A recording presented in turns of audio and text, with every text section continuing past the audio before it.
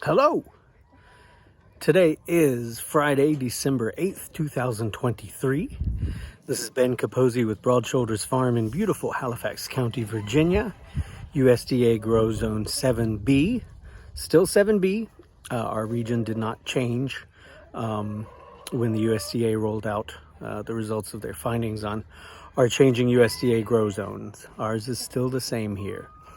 I just wanted to get started with you folks on a new project for the farm that I'm pretty excited about. I'm still in the initial stages, so I thought what better time to show you how I'm starting that project. So I'm going to talk about growing chestnuts and specifically some new air prune boxes. So I will flip the camera around and show you where we're at. And if you're into that sort of thing, that's what's coming up next. All right, so certainly a lot has happened since the last time I talked to you folks, but my channel is really project-based as opposed to like a video blog or anything, so we're just going to talk about the project that I'm working on right now. Certainly a lot of other projects have happened since the last time I spoke with you folks, and I'll be happy to talk about those in future videos. But what you're looking at right now is an air pruning box.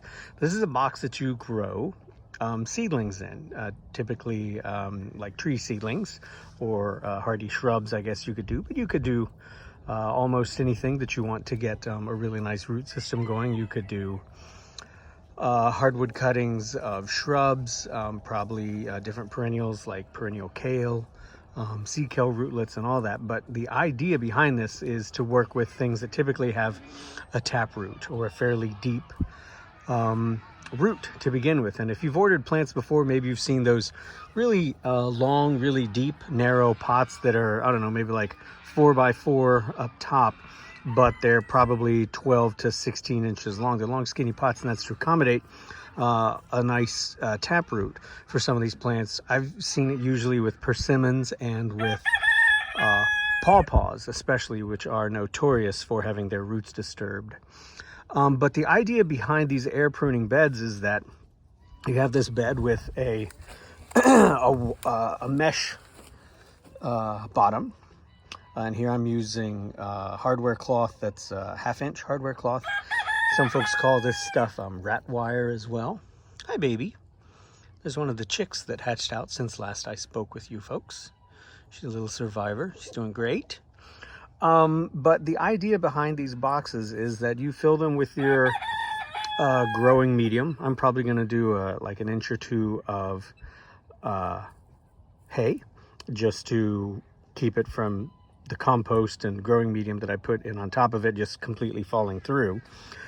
But basically you fill it up as deep as you want, and then you put in your seedlings, and then you'll need to put some sort of top over top of it. I'll be using some more of that fencing, that fence roll right there, to create a really nice top on this, because rodents are going to be your primary excuse me, problem. So you need to make them relatively rodent proof. But you plant your seeds in there, you cover them over. Again, depending on your grow zone, you can do this with a lot of hay or a little bit of hay or some old moldy leaves or fresh leaves, whatever you want to do. And as the trees grow, as the seeds sprout and the roots grow, when they go down and they hit that wire and they come out the bottom, these boxes are elevated, which you can see, so there's a couple inches of room underneath them. When the roots hit that air, they do what's called air pruning. They prune themselves off and they stop working on that really deep taproot, and instead they start sending out all kinds of lateral roots. So what you wind up with after a season is not a plant, a seedling tree with one very long and fragile taproot, but actually you get a plant with perhaps a shorter taproot, but an abundance of additional feeder roots growing out beside it. And it makes for a really sturdy young plant that is ready to be planted out. You can either field plant it, or if you want to grow it out another season, you can transfer it to excuse me, a grow bed that's in the ground. From everything that I've seen and read, these are really good for just about a season. So that's what I'm going to be trying here with these. I've made 3 beds. There's like a 1x4, and these 2 are roughly 2x4. I've used all scrap wood. The first layer, the bottom layer is oak, about 1 inch thick. The top layer is 2x4. All this has just been scrounged and scavenged from other projects that I have, which has created some problems. In fact, if you look over here at this one, you see that gap?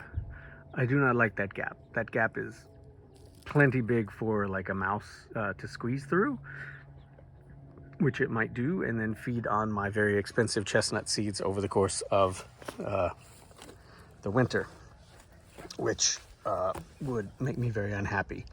Our growing zone here is such that I can actually grow these chestnuts out in these beds outdoors. In colder climates, what I'm mostly familiar with seeing folks do is overwinter their chestnuts in some kind of damp growing medium, semi-damp. You don't want it soggy, but a moist growing medium. And they seal it up in a box or something. They put it in their basement, keep it out of the light, and the temperature stays like around 40 or so, and the seeds then undergo a cold stratification, which is necessary.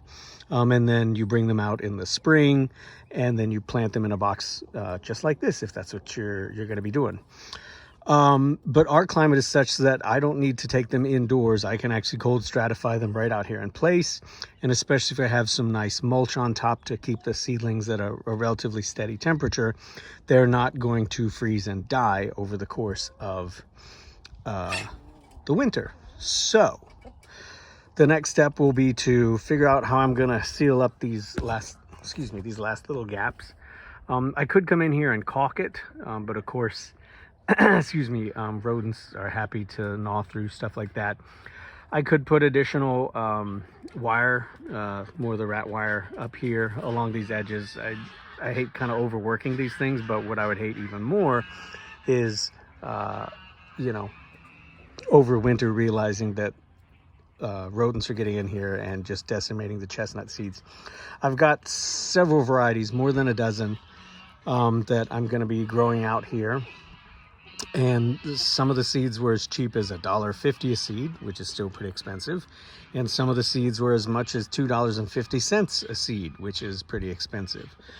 So I've invested a lot in these chestnuts, and I want to get some really impressive genetics going here on the farm. So these boxes need to be a little better than here, but my hope is to finish them tomorrow, which will be Saturday, and if possible, even get these planted or get them ready to be planted out on Sunday, which is going to rain pretty much all day. So it'd be nice to have them watered in and put to bed and ready to get set up. Next week, we're going to have mostly evenings in the freezing range, at or below 30 in the evening, with highs during the day in the 50s and 60s. So I really want to get these things planted. December is usually a pretty good month for us. January and February when it gets the coldest. So I'd like to get it all taken care of before then.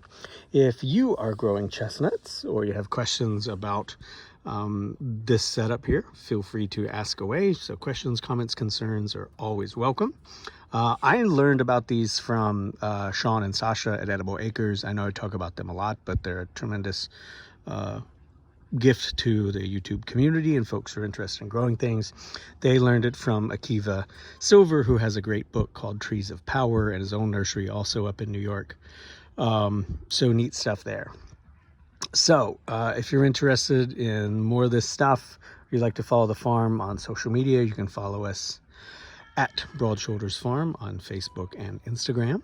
And I hope to update you again very soon with more about this and lots of other projects. And now I'm going to finish up my coffee. I'll talk to you folks later. Have a great day.